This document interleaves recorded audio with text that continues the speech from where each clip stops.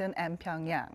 And before I sit down with an expert to talk more about this, let's first check out the top stories at this hour with our Devin Whiting at the News Center. Devin. Hi, June. North Korea's version of a parliament met on Wednesday. That's the Supreme People's Assembly, a body that in theory determines state policy, though in practice wields little power of its own. Leader Kim Jong-un was apparently not there, and though many were watching for some mention of the upcoming inter-Korean summit, it seems there was none. Instead, it dealt with the regime's budgets for last year and this year and a change in Kim Jong-un's inner circle. Lee Ji-won has more.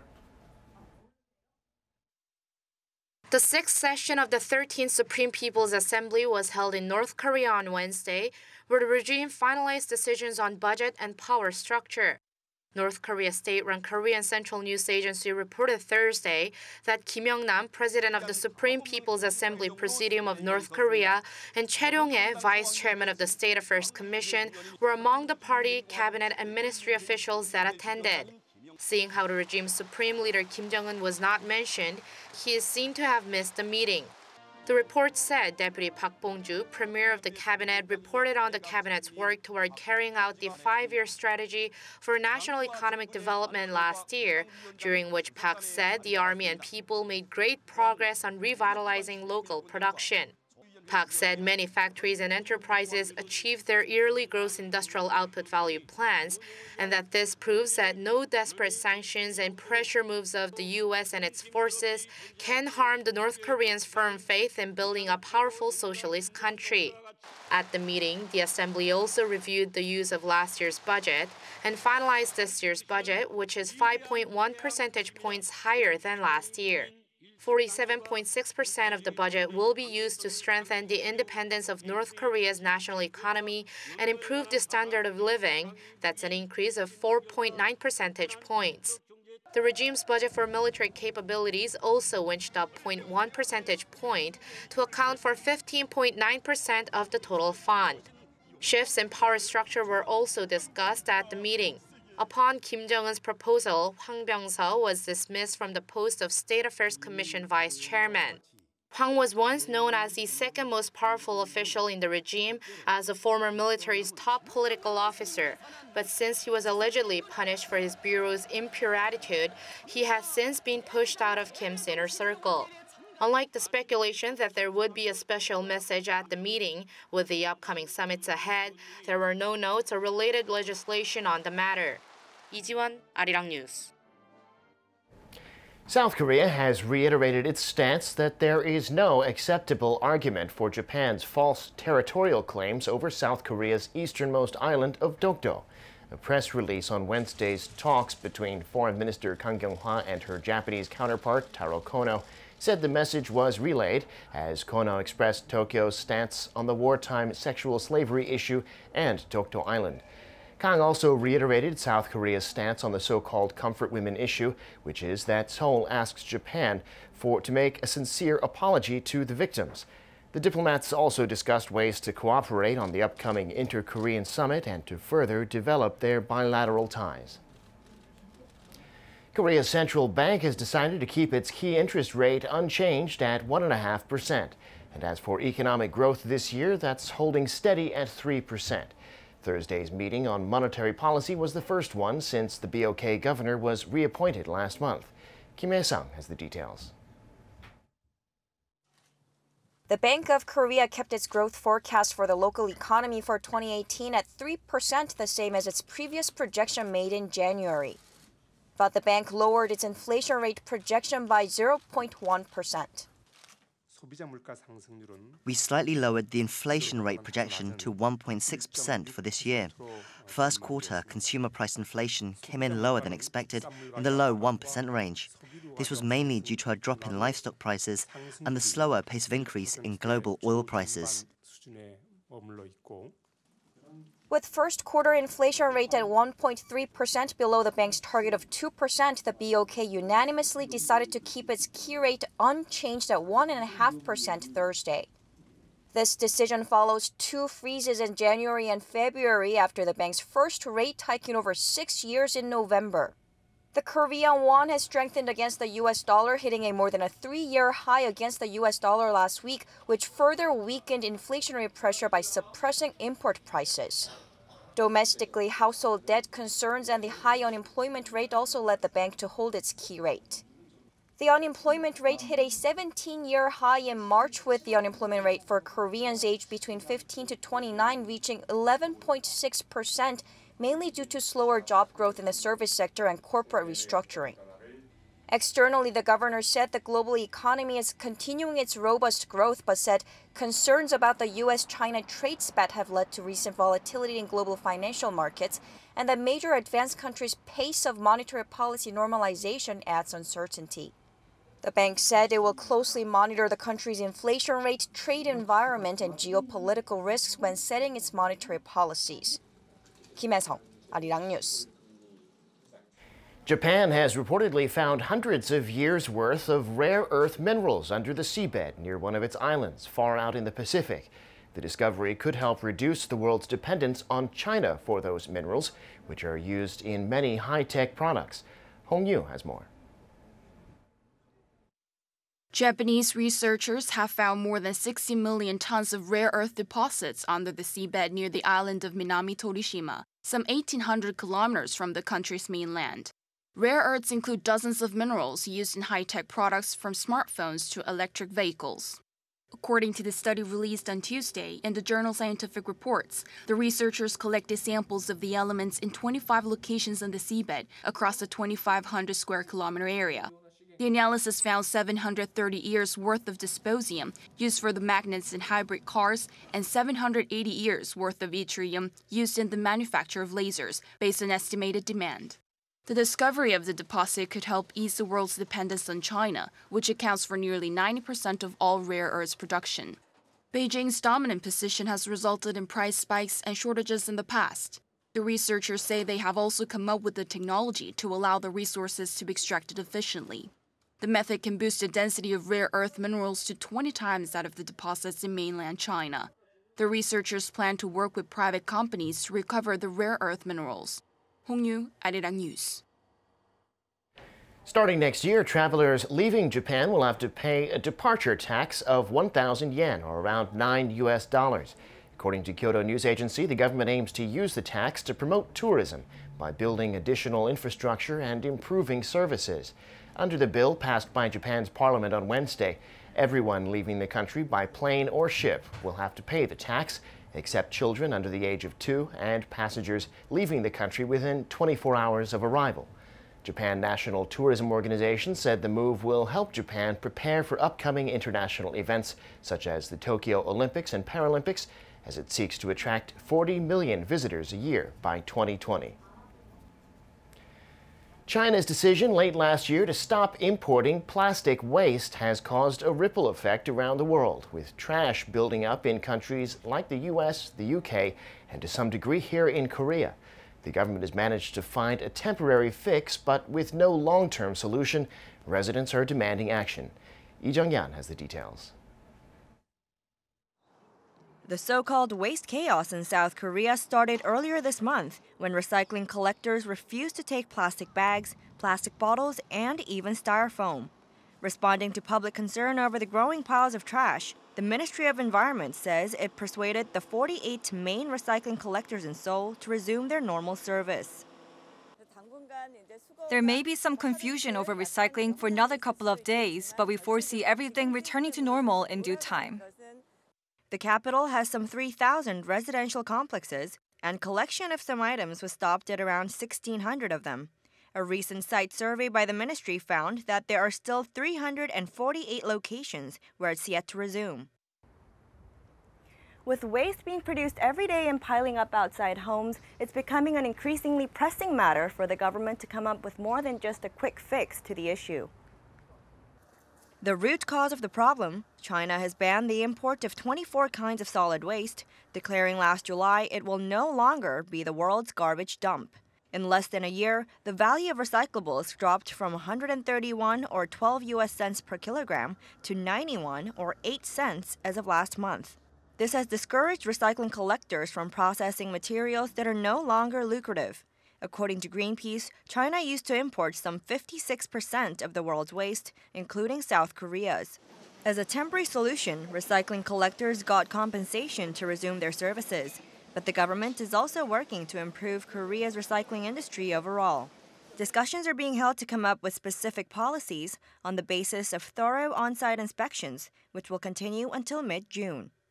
Lee Jung-yeon, Arirang News. I'm Devin Whiting, and those are your news headlines for this hour.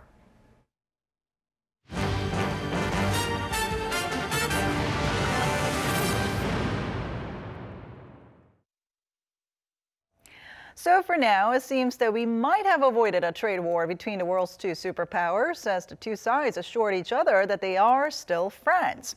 But experts say it's too early to let our guards down, because China and the U.S. are determined to protect their national interests and pursue their political agendas. Tensions between Beijing and Washington were high in recent months, not only with trade, but also over issues surrounding Taiwan. And to tell us more about the ongoing power game between the two countries, Dr. Bong Young-sik, a researcher at the Yonsei Institute for North Korean Studies, joins us in the studio today. So good to see you. Pleased to be here. All right, so President Trump vowed friendship with his Chinese counterpart despite their trade differences, as the U.S. hoped to calm market fears over trade war. But now, should we really not worry about a potential trade war between these two economic giants? Well, of course, there are lots of areas of competition and disputes between two giants, United States and China, but at the same time, the power of interdependence will eventually prevail. So we don't have to worry about the exacerbation of the so-called trade war. Okay. I wouldn't call it a trade war. It's just a trade friction, which is still very distant from actualization of all trade war between the two big economies. Of course, there's a worrisome trend in international affairs for many countries, especially powerful countries, to combine or link political issues with economic issues, Right. Rather than separating the security issues and the economic issues, which used to be the usual pattern in the past. For instance, in the name of America First policy, the Trump administration did not waste any political power to pressure even its security partners in Europe and Asia. And China also flexed its muscles using its economic influence in order to achieve security gains. The THAAD deployment, Right. the terminal high-altitude missile defense system of the U.S. Forces stationing in South Korea, and China's economic retaliation to South Korea's decision for it is a good example. And the news report just mentioned about discovery of 16 million tons of the rare earth by Japan, Right. which is good news for Japan, because when there was an island dispute over Senkaku in Japanese, Daiota in Chinese in 2012, the Chinese government pressured Japan by suspending the export of rare earth, the mineral vital to the production of the electronics and the semiconductor products for Japanese companies. And Japan basically yielded to the pressure by China. But at the same time, we should not dismiss the growing power of economic interdependence. China and the United States in 2018 are totally different from the former Soviet Union and the United States in 1981.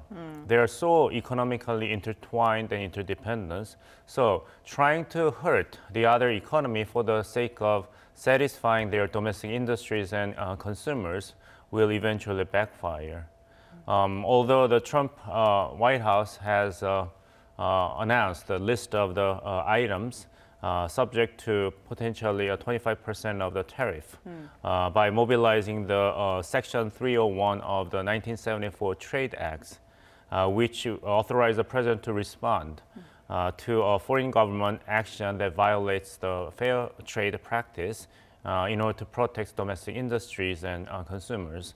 But we only studied the investigation period, which will last for 60 days. Okay. So until mid-August, we are not going to even have the first day of so-called retaliation by the United States to China.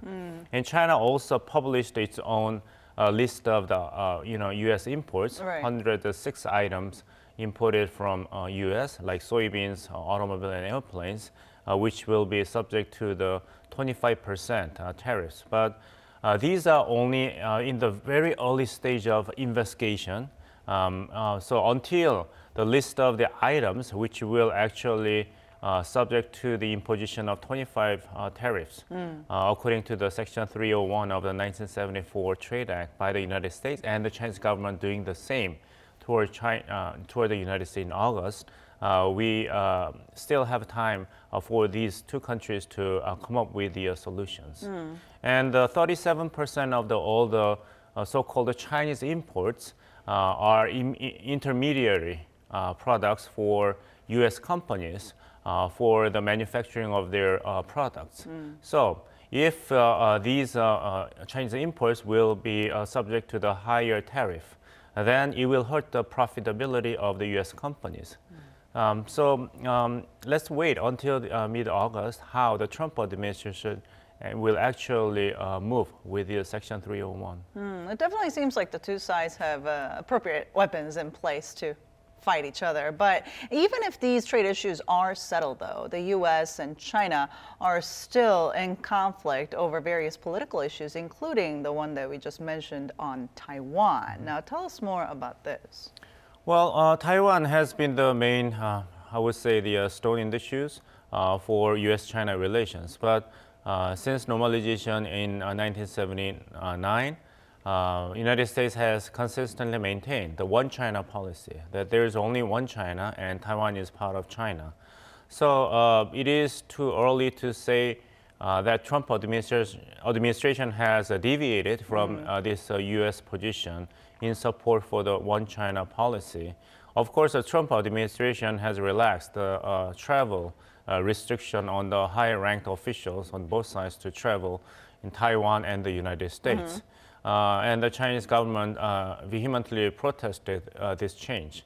But this is very much a reminiscence of what happened during the Clinton administration in mid-1990s, when then Taiwan President Lee Teng-hui using the tourist visa to visit his alma mater, Cornell University, as a private capacity.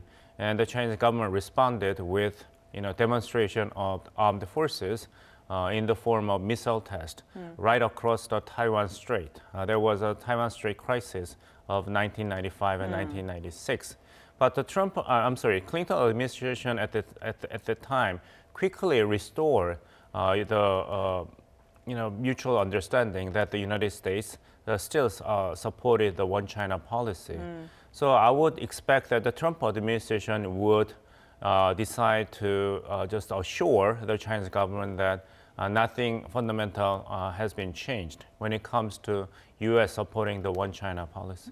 So definitely it's a sensitive issue, and it's going to be an ongoing issue between the two sides. But what about the dispute over South China Sea? It is another matter that China wants to exert and increase its presence of sovereign rights over territories, like the Taiwan issue.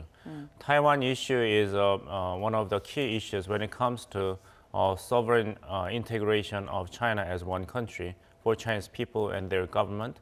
And the same mindset has been reflected in China's rather aggressive policy to protect and convert a lot of small islands into basically military naval bases and artificial islands, which United States government and other countries in Southeast Asian region protest as a violation of their sovereign rights and the violation of the principle of the freedom of navigation, FON in short. But at the same time, as I said, that China and the United States shared a great deal of the common interest in maintaining the free and safe passage of ships in South China Sea. And China also does not want to turn ASEAN countries in South Asia hostile to China, because China is basically encircled by countries that are not always friendly or supportive for China. Right. So it is important for China to evade any situation that will consolidate other countries to join hands in China encirclement. So obviously this Yes. power struggle between the two world superpowers is not just to them. The impact is not just to China or the US, but obviously with the efforts ongoing to involve North Korea to have successfully hold inter-Korean summit as well as the Trump-Kim summit, there are questions as to how this power struggle will affect the ongoing preparations for the summits involving North Korea. I think, of course, there is a power competition, and the United States and China do not really look at each other eye to eye all the time.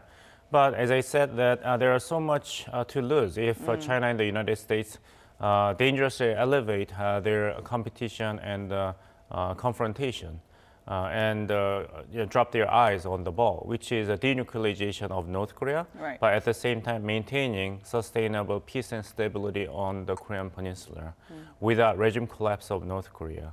So because the Chinese government has three major goals when it comes down to North Korea and Korean Peninsula. One is no regime collapse of North Korea, so that China will maintain North Korea as a buffer state vis-a-vis the United States, South Korea, and Japan Right. combined. And no nuclear proliferation in Northeast Asia, so that nuclear proliferation may encourage other countries like Taiwan and Japan, South Korea, trying to rearm themselves with the nuclear weapons, which will be a nightmare to Chinese security. And the third point is no more war. China does not want another Korean War to get involved.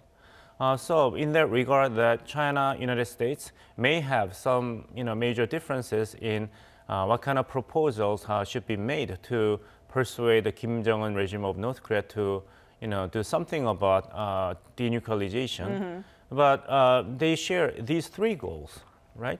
United States always made a pledge that it has no intention to invade North Korea or initiate regime change by force. And it is in the interest of the United States to maintain sustainable peace on the Korean Peninsula and preventing another war.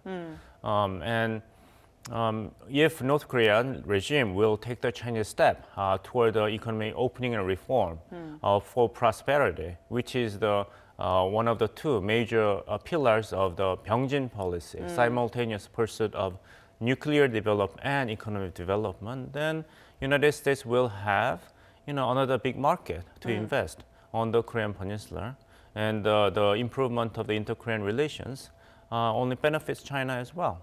So minor differences, yes, but at the same time, on big picture, China and the United States share the same interest to prevent their differences in other areas from influencing their coordination of policies with regard to North Korea. So where does South Korea come into this picture? I mean, with the upcoming summits and all, what kind of strategies should South Korea have in place in order to kind of have the upper hand in these matters concerning the Korean Peninsula?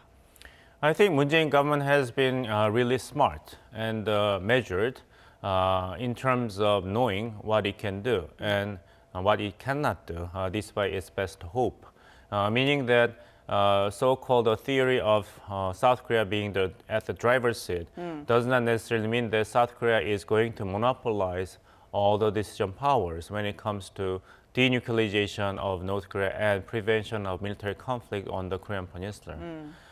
South Korea taking initiatives only means that South Korea will work as an honest broker and a trustworthy messenger between related parties. Good example is the deliverance of the important messages from the North Korean government to Washington, and being a good mediator between China and North Korea and the United States. And if there will be important progress with regard to North Korea cutting down or abandoning its nuclear programs and missile capabilities, then there will be international support to encourage North Korea's reform and opening. Then South Korea will play an important role as a bridge between North Korea as an undeveloped, uncharted economic territory with so much promising potential, and Japan because in order for North Korean regime to initiate initial stage of economic development, it has to follow the model of South Korea in 1960s, like the former President Park Chung-hee signed the normalization treaty with Japan in 1965 and received the economic aid in the scale of $800 million US. And apply that money, the figure in 1965 to the situation in 2018, then it's a huge amount of money, seed money for North Korean economy to take off with. So with Japan, China, South Korea will play an important role as a new market for North Korea and supplier of the technology and know-how and the sophisticated workforce and investment as well. A lot is in task for South Korea, it seems. Thank you so much for your insight today. You're welcome. And that brings us to the end of our program, but make sure to stay tuned to Arirang News for more domestic and global news updates throughout the day. Thanks for watching and see you soon.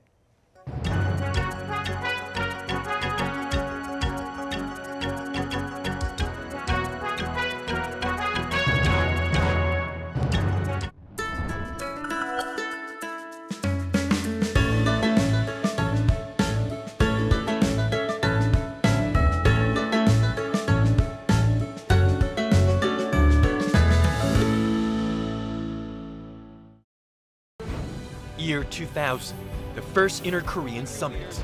The leaders of South and North Korea meet for the first time since Korea's division. The Inter-Korean exchanges begin in earnest.